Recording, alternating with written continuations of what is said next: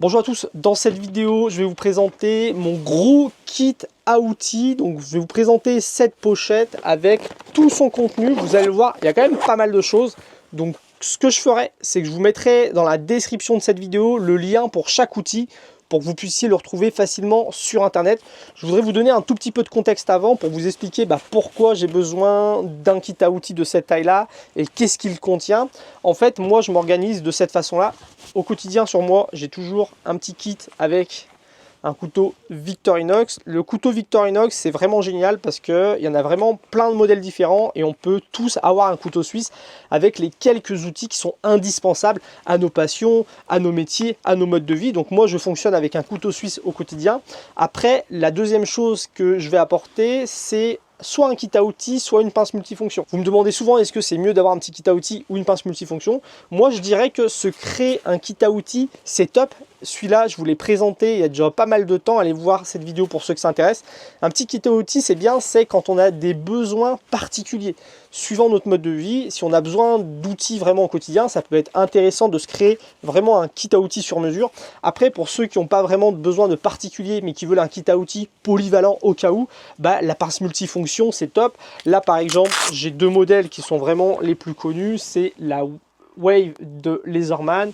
Là, j'ai la Spirit MX Clip de chez Victorinox. Ce sont deux très bons modèles, sachant qu'on peut aller encore plus loin, c'est-à-dire avoir une pince multifonction plus quelques outils pour l'augmenter. Je vous ai fait une vidéo par exemple où je vous montrais tous les accessoires pour augmenter sa pince Laserman, et chez Victorinox c'est pareil, ils vendent leurs pinces, mais ils les vendent en version plus avec des petites clés à cliquet, des porte-embouts, des rallonges, ce genre de choses là.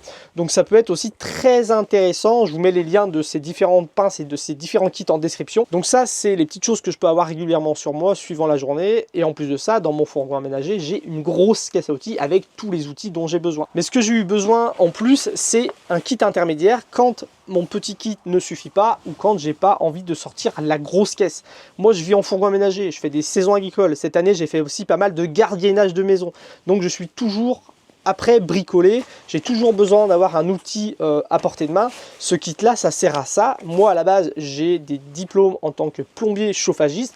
Je sais que quand je travaille dans le bâtiment, on a toujours les outils indispensables. Le mètre, une pince Knipex, un tournevis, c'est le genre de choses qu'on a toujours sur soi. Ensuite, on va voir à la grosse caisse à outils qu'on apporte sur le chantier quand on a besoin de bosser. Mais on a toujours aussi un petit kit intermédiaire parce que dès qu'on a besoin d'aller faire une recherche de fuite, réparer un robinet, ce genre de choses-là, on va pas forcément apporter la grosse caisse à outils. On a toujours le petit kit intermédiaire et c'est à ça que me sert ce kit-là. Pour ceux qui découvrent cette chaîne, moi je m'appelle Quentin. Je fais une vidéo par semaine sur la thématique de l'EDC, l'Everyday Carry, les objets qu'on transporte sur soi au quotidien. Je parle de couteaux de poche, de lampes de poche, d'outils multifonctions, de bagagerie. Si c'est une thématique qui vous intéresse, n'hésitez pas à vous abonner à la chaîne pour pas manquer les prochaines vidéos. Donc j'ai choisi ce modèle de pochette de chez Vanquay. Je ne sais plus le nom exact et la taille, mais ce que je fais, c'est que je vous mets le lien exact en description de la vidéo. C'est vraiment le modèle le plus intéressant selon moi.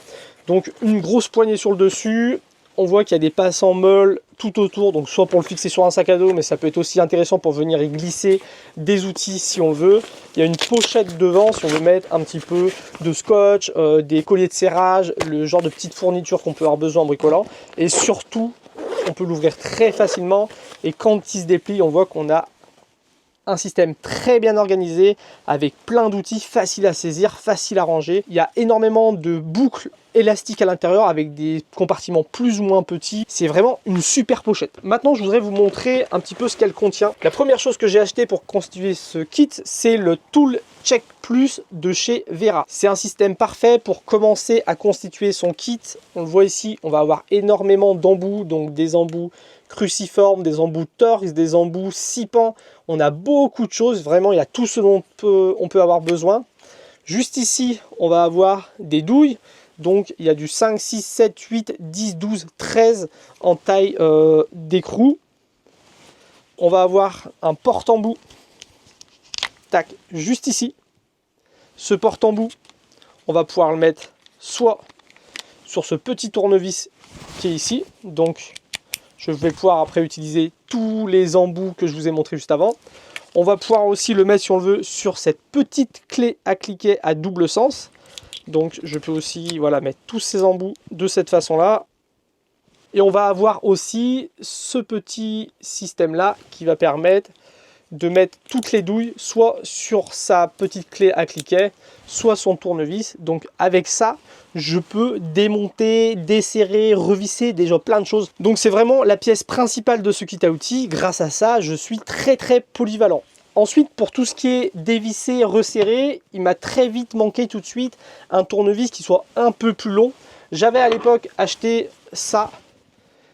Donc c'est un tournevis comme ça avec une rallonge dessus dans lequel on peut trouver plein d'embouts qui sont cachés, sachant que j'ai déjà plein d'embouts sur le Check Plus. Et c'est un tournevis à cliquet. Au début, quand je voulais créer ce kit, je voulais pas d'outils trop chers.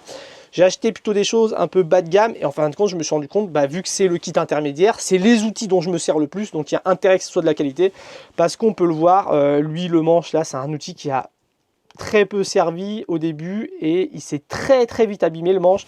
Le cliquet est pas terrible, donc vraiment je l'ai remplacé tout de suite par un tournevis de bien meilleure qualité, le Pocket Max de chez Ouya. Alors c'est un tournevis qui est génial. L'un des gros problèmes aussi de ce genre de tournevis là, le porte-embout ici il est très épais, ce qui fait que dès qu'on veut démonter une prise, ce genre de choses là, on n'arrive jamais à le rentrer dans le trou où est insérée la vis, alors que ce tournevis là, il a été prévu pour les électriciens. À l'intérieur, on va avoir des embouts. Je peux venir récupérer un embout. Donc, il y a un embout plat pour les petites vis plates. Et après, il y a 3 embouts cruciformes. Je peux venir mettre mon embout ici. Tac. Et j'ai un tournevis isolé en plus. Avec cette partie-là qui est assez fine pour entrer dans les prises. Donc, que ce soit pour réparer une prise, démonter un appareil électrique, démonter de l'électroménager, ce genre de choses-là. Ce tournevis, il est génial. Très compact parce qu'on peut venir ranger les embouts à l'intérieur. Tac, c'est aimanté. C'est un super tournevis que je viens glisser juste ici. Donc on peut le voir dans ce genre de kit là, il tient parfaitement. Donc pour tout ce qui est visserie, entre ce kit là et ce tournevis là, je peux faire beaucoup de choses. Il faut aussi avoir de quoi desserrer des boulons, des écrous. Donc comme je vous l'ai montré, j'ai des douilles ici. C'est pas toujours suffisant.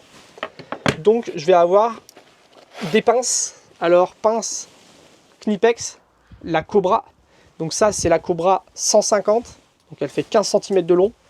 Il n'y a rien de mieux que les pinces Knipex selon moi. Moi j'utilise Knipex depuis que j'ai fait mon apprentissage en plomberie, donc il y a 20 ans, j'ai toujours la pince Knipex de mes débuts et depuis je me suis équipé en pince plus compacte pour ce genre de kit à outils. Donc pince Cobra qui est réglable, qui va permettre de choper des gros écrous, des petits écrous, qui peuvent permettre de pincer, de serrer, d'arracher. Une pince multiprise vraiment très pratique que j'ai couplée avec la pince clé de chez Knipex. Ça c'est une 125 mm, donc c'est 2 tailles sur ce genre de petits kits qui sont parfaites. La pince clé elle est géniale parce qu'elle va permettre de venir dévisser des écrous sans les abîmer, parce qu'on peut le voir c'est plat. Et surtout on est entre un mix de clés multiprise et de clés à molette, parce qu'on a ce côté multiprise vraiment très facile à régler, bien plus rapide qu'une clé à molette.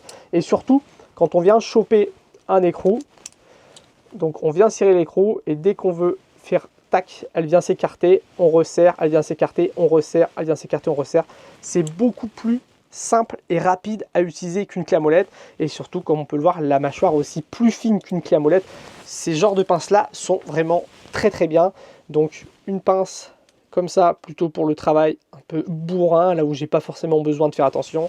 Et quand on veut vraiment faire du serrage et du desserrage sans abîmer les écrous, ce qui arrive régulièrement sur des écrous en laiton ou des écrous chromés, ce genre de pince là c'est parfait. Pour ceux qui veulent bricoler les vélos aussi, ça évite de venir foirer ces écrous de vélo par exemple avec une pince de ce type là. Avec ça on fait du très bon boulot. En pince Knipex, j'ai 2 autres modèles à vous montrer parce que j'adore cette marque là. Ils font vraiment des pinces de grande qualité, format compact. Il y a très peu de marques qui proposent ça. J'ai la pince multifonction comme ça, donc ça ressemble au bec des pinces multifonctions type Laserman, type Victorinox, sauf que c'est bien plus costaud, bien plus abouti. Au milieu on a une partie pince coupante. Juste ici, on va avoir une partie qui permet de desserrer un écrou, pourquoi pas, mais surtout pour venir tirer, arracher, maintenir un petit tuyau sur lequel on voudrait visser un raccord. Au bout, on a le bec plat, mais avec des dents qui permettent de venir pincer, arracher. Et on a juste un petit trou ici qui peut être intéressant parce que ça va nous permettre, par exemple, de venir choper un clou, le poser, lui mettre un ou deux petits coups sans se faire mal aux doigts. C'est vraiment une petite pince parfaite. Donc ça, c'est la pince multifonction de Knipex en 145 mm, donc très compact aussi. Et puis je vais avoir un coupe-boulon très très utile pour venir raccourcir un boulon, pour venir couper du fil de fer. Ce coupe-boulon là, il fait seulement 160 de long, donc 16 cm. Vous le voyez, j'ai une excellente prise en main là-dessus. Et pourtant, on a quand même une belle mâchoire. Une mâchoire, tout ce qui rentre dedans, j'ai toujours réussi à le couper parce qu'on a une pince avec une force qui va être démultipliée. Donc ce petit coupe-boulon là, c'est vraiment un super outil dont je me sers très très régulièrement. Donc ça, c'est vraiment le kit des 4 pinces que je trouve les plus utiles chez Knipex en format de poche, en format kit à outils. Donc ça, je peux vraiment vous les recommander. Un autre système de tournevis que j'ai oublié de vous montrer juste avant, qui va vraiment dans la section visserie, c'est le tournevis multifonction de chez Otto. Donc comme ça, on peut le voir, on a quelque chose de très bien fini. C'est de l'aluminium, c'est de la très bonne qualité. Et surtout, juste à l'intérieur ici, on va avoir plein d'embouts. Donc c'est vraiment pour la petite visserie de précision sur les petits appareils électroménagers, les petits appareils informatiques, ce genre de choses là. Donc ça, je m'en sers très régulièrement, hein. On a déjà réparé des manettes de Switch avec, on a déjà réparé une tondeuse à barbe. J'ai réparé plein de choses avec. Je m'en sers très souvent, j'adore ce petit tournevis et comme on peut le voir, hein, toujours tous ces petits éléments tiennent parfaitement dans cette pochette VanQuest. C'est pour ça que j'adore cette pochette là, elle est vraiment à la taille parfaite. Pour tout ce qui est découpe de matériaux, un ciseau comme ça d'électricien, ça va éviter d'abîmer une paire de ciseaux à la maison, ça va éviter d'abîmer la paire de ciseaux de ces outils multifonctions quand on est vraiment sur du matériel dur, du cuir, du gros plastique, même des petits fils électriques. Avec ça, on peut tout couper. Il y a plein de marques qui existent. Moi, je vous recommande vraiment celle-là. C'est un ciseau qui coupe très bien. Il y a des micro-dents dessus. Et on a surtout un manche ergonomique parce que quand on vient à forcer sur des matériaux pour les couper, c'est bien d'avoir un manche ergonomique. Ça évite de venir s'abîmer les doigts. Ça, c'est très pratique pour tout ce qui est découpe de gros cartons, de cuir, de plastique. On peut vraiment faire plein de choses avec ce genre de ciseaux d'électricien. Niveau découpe, j'ai deux autres outils. Donc un couteau, forcément, dans une caisse à outils, c'est toujours intéressant. Un couteau Pinel. Donc ça, c'est un couteau que j'aime bien parce qu'il a des serrations ici. Donc quand on veut découper du cordage, du tuyau de jardinage, voilà, ce genre de choses là, c'est très pratique. Il est pas cher, il a un manche en plastique, une lame en inox, donc niveau entretien, il n'y a rien à faire. Je le glisse dans ce petit kit et franchement, voilà, pas besoin de le graisser, pas besoin de trop le nettoyer. Il est en parfait état. J'ai aussi un cutter, donc ça c'est un cutter de chez Gerber. C'est les Pry Bride, un hybride entre un cutter et un petit pied de biche. Donc un cutter avec lame de cutter comme ça, qu'on peut changer. On voit ici, il y a une petite partie coupe ficelle, coupe sangle. Et surtout, il va faire petit pied de biche. Moi, j'adore les petits pieds de biche de chez Gerber. Pourquoi? Parce qu'on le voit, déjà, on a un vrai petit pied de biche. Donc on peut vraiment faire levier. Toute la partie là est en fer. Ils ont rajouté par-dessus des plaquettes. Je ne sais pas si c'est du G10 ou du plastique, mais tout ça pour vous dire que c'est quelque chose de très costaud. Et surtout, au bout, on va avoir une petite rainure qui fait que dans cette rainure, on va pouvoir glisser le clou. C'est pas fait pour enlever des gros clous, hein, mais pour tout ce qui est punaise, petits clous voilà, sur des sièges, ce genre de choses là, ça peut largement suffire. Donc j'aime bien ce couteau multifonction. J'ai aussi un briquet chalumeau, ça c'est quelque chose dont je me sers beaucoup, hein, quand on a besoin de venir décaper un petit boulon, de venir décoller quelque chose, chauffer. Vraiment un petit briquet chalumeau comme ça peut être très intéressant. Je voulais un mètre qui soit en même temps compact, mais de bonne qualité et costaud. Donc ça, c'est un Stanley de 2 mètres. C'est largement suffisant pour ce genre de petit kit-là. Et surtout, il est en fer. Il est tombé déjà plusieurs fois. Il fonctionne très bien, ce mètre-là. Je vais avoir de quoi écrire et noter. Donc, un petit crayon de bois, petit crayon de chantier et un Sharpie. Donc ça, c'est les Sharpies avec double fonction. Une petite partie ici, très fine pour des tracés fins, pour prendre des notes, faire des schémas. Et une partie marqueur plus épaisse ici. Celui-là sur un chantier, c'est quelque chose de très utile. Et pour finir, une petite lampe de chantier. C'est des lampes qui sont très bien. la marque Nebo, pour ceux qui ne connaissent pas, avec un cul aimanté. Donc quand on intervient en bricolage, il y a souvent une surface métallique pour pouvoir l'aimanter, la poser. Sinon, on va pouvoir la poser, elle ne va pas rouler parce qu'il y a un petit rebord ici. On peut venir l'accrocher aussi facilement à une chemise, à un petit bouton parce qu'elle a un petit clip poche. Et puis surtout, on va avoir un vrai petit néon à l'avant qui va permettre d'éclairer une large zone. Je regrette un petit peu de l'avoir acheté, même si elle est très très bien. Pourquoi? Parce que c'est une lampe qui fonctionne avec 2 piles comme ça, triple A. Et c'est vrai que je sais pas vous, mais moi au quotidien j'utilise beaucoup de lampes qui se rechargent en USB-C. Les piles AAA, ça se finit toujours par se décharger. Je pense jamais à les recharger. Du coup, ce qui fait que cette lampe, elle n'a jamais de pile, donc je m'en sers pas. Et au quotidien, moi, j'ai toujours sur moi une lampe de poche, ce qui fait que, en fin de compte, quand je prends mon kit, j'ai toujours mon petit kit de base dans la poche, donc j'ai toujours une lampe de poche, ça me suffit. Donc en fin de compte, je vous recommande pas forcément d'investir dans une lampe de poche pour ce genre de kit.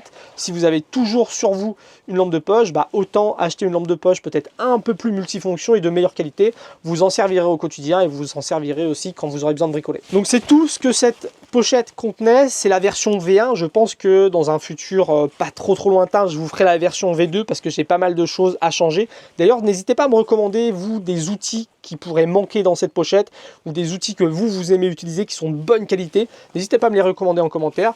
Et pour vous montrer cette pochette une fois qu'elle est vide, on a 2 boucles ici sur lesquelles on retrouve des porte-clés pour pouvoir venir attacher des petites choses importantes. On a une grosse partie contre le panneau du fond qui est doublée. Donc on a une autre partie ici qui est assez profonde. À l'avant, comme vous le voyez ici, on a plein de boucles élastiques de différentes tailles, des boucles qui se superposent, donc on peut faire tenir beaucoup de choses. Et juste ici aussi, on va avoir plein de boucles de tailles différentes. Donc comme vous le voyez, on est sur une pochette qui permet de s'organiser parfaitement. Dans la partie haute, on va pouvoir mettre des outils qui vont jusqu'à 18 cm à peu près, et dans la partie basse, on peut mettre des outils qui vont faire jusqu'à 12 cm. C'était la présentation de mon kit à outils intermédiaire. Je vous mets en description tous les liens pour que vous puissiez retrouver tout ça facilement sur internet. J'ai une playlist qui est consacrée aux outils de poche, j'ai une playlist consacrée aussi aux pinces multifonctions. N'hésitez pas à aller les voir. Je vous dis à très bientôt pour la prochaine vidéo. Salut!